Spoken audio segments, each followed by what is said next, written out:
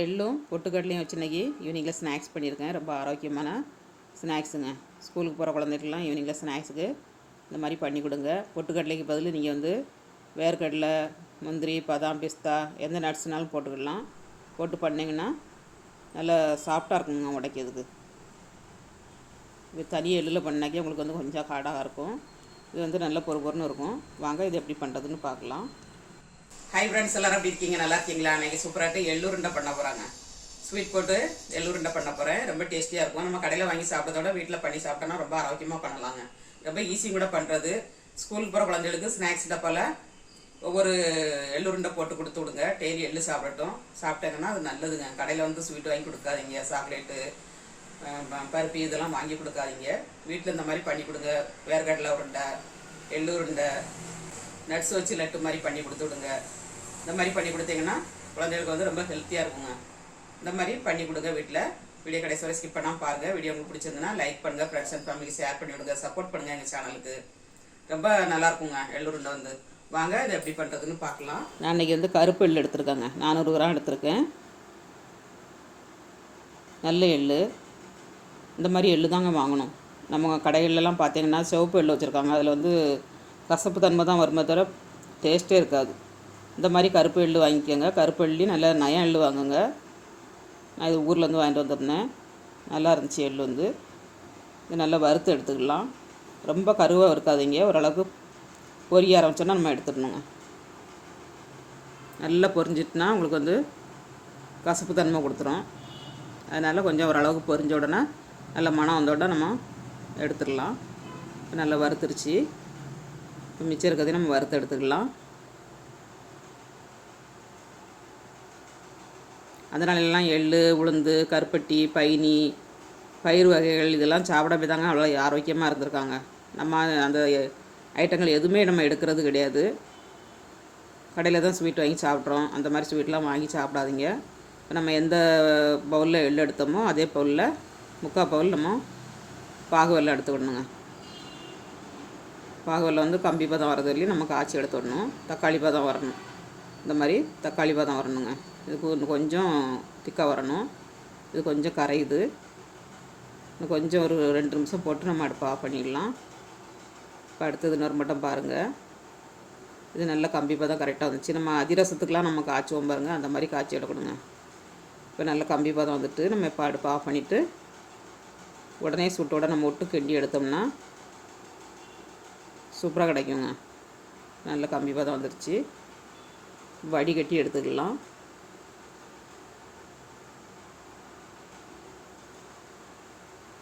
கரெக்டாக இருக்குங்க உங்களுக்கு இனிப்பு வந்து. உங்களுக்கு கம்மியாக வேணும்னா கொஞ்சம் கம்மியாக ஆட் பண்ணிக்கோங்க. இது போதுமான அளவுக்கு நல்ல இனிப்பு இருக்குது. இப்போ உடனே சூட்டோட நம்ம கிண்டினோம்னா நல்லா பிடிக்கிறதுக்கு ஈஸியாக இருக்குங்க. நம்ம பொட்டுக்கடலை பொடி பண்ணி போடும்போது உங்களுக்கு வந்து பொறுன்னு இருக்கும். நல்லா சாஃப்டாக இருக்கும். பொட்டுக்கடலை போட்டு பண்ணி பாருங்கள். ரொம்ப டேஸ்ட்டாக அட்டகாசமாக இருக்கும். இங்கே 1 மாதம் வரைக்கும் ஸ்டோர் பண்ணி வச்சுக்கலாங்க. வச்சுருந்து ஸ்கூலுக்கு போகிற குழந்தைங்களுக்கு டெய்லி ஒன்று எடுத்து கொடுக்கலாம். அடிக்கடி பண்ணணும் வேண்டாம். ஒரு மாதத்துக்கு ஒரு திருப்பு பண்ணுங்கள். பண்ணி டெய்லி ஸ்நாக்ஸ் எது கொடுத்து விட்டாலும் சரி அது கூட இதையும் வச்சு கொடுத்து விடுங்க. ரொம்ப நல்லது சாப்பிட்றது. ஒரு ஏலக்காய் பவுட்ரு கொஞ்சம் போட்டு அப்புறமா பொட்டுக்கடலைங்க ஒரு 50 கிராம் பொட்டுக்கடலை போட்டிருக்கேன். இதையும் போட்டு நல்லா மிக்ஸ் பண்ணிட்டோம்னா சூட்டோட உங்களுக்கு உருண்டை பிடிச்சாச்சுன்னா நல்லா பொறுன்னு இருக்கும். நம்ம தனி மண்டல பாகில் காய்ச்சினோம்னாக்கே கொஞ்சம் இருகலாக இருக்கும். இது வந்து நல்ல பொறுன்னு இருக்குங்க. இந்த மாதிரி ஒரு தடவை ட்ரை பண்ணி பாருங்கள். ரொம்ப அட்டகாசமாக இருக்கும் டேஸ்ட் வந்து. இப்போ நல்லா மிக்ஸ் பண்ணியாச்சு. உருண்டை பிடிச்சிக்கலாம். நல்லா இருத்தி பிடிக்கணும் உருண்டை வந்து.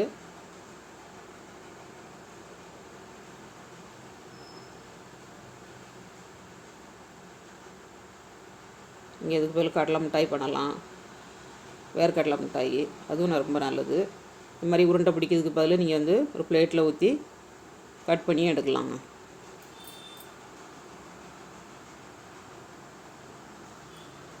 நம்மளுக்கு எந்த சைஸில் உருண்டை தேவையோ அந்த சைஸில் நம்ம எடுத்தோம்னா டெய்லி ஒரு உருண்டை எடுத்து சாப்பிட்லாங்க. சின்ன குழந்தைகள்லாம் இல்லை, பெரியவங்க வரைக்கும் சாப்பிடலாம். எல்லாத்தையும் உருட்டி எடுத்தாச்சு. ஒரு பிளேட்டில் சேவ் பண்ணிக்கலாம். ஆரோக்கியமான எள்ளுருண்டை ரெடிங்க.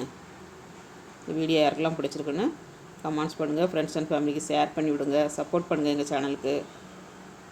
உங்களுக்கு ஏதாவது ரெசிபி தேவைன்னா கமெண்ட்ஸ் பண்ணுங்கள், அப்லோட் பண்ணுறேன். எம்மி எம்மி எள்ளுருண்டை ரெடி. பார்க்கையிலே சாப்பிடும் போல் நாக்கில் எச்சு வருதுங்க. அந்தளவுக்கு டேஸ்ட்டாக இருக்கும். நல்லா சாஃப்டாக இருக்குது பாருங்கள்.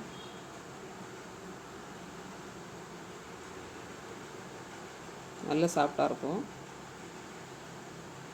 சூப்பராக இருக்குங்க. சூப்பராகிட்டு ஸ்கூலுக்கு போகிற குழந்தைகளுக்கு ஈவினிங்கில் ஸ்நாக்ஸ் பண்ணியாச்சுங்க. எள்ளுருண்டை இந்த மாதிரி நீங்களும் வீட்டில் ட்ரை பண்ணுங்கள். இது கூட நான் பொட்டுக்கடலை போட்டிருக்கேன், பவுடர் பண்ணி போட்டிருக்கேன். நீங்கள் இதுக்கு பதில் எந்த நட்ஸ்னாலும் போட்டு பண்ணலாங்க. ரொம்ப டேஸ்டியாக இருக்கும், ரொம்ப ஹெல்த்தியும் கூட. ட்ரை பண்ணுங்கள். இந்த மாதிரி எப்படி வந்துச்சுங்க அதை கமெண்ட்ஸ் பண்ணுங்கள், லைக் பண்ணுங்கள், சப்போர்ட் பண்ணுங்கள். எங்கள் சேனலுக்கு முதல் முறையாக பார்க்காதவங்க சப்ஸ்கிரைப் பண்ணிவிட்டு பாருங்கள். மீண்டும் நெக்ஸ்ட் வீடியோவில் சந்திப்போம். பாய்.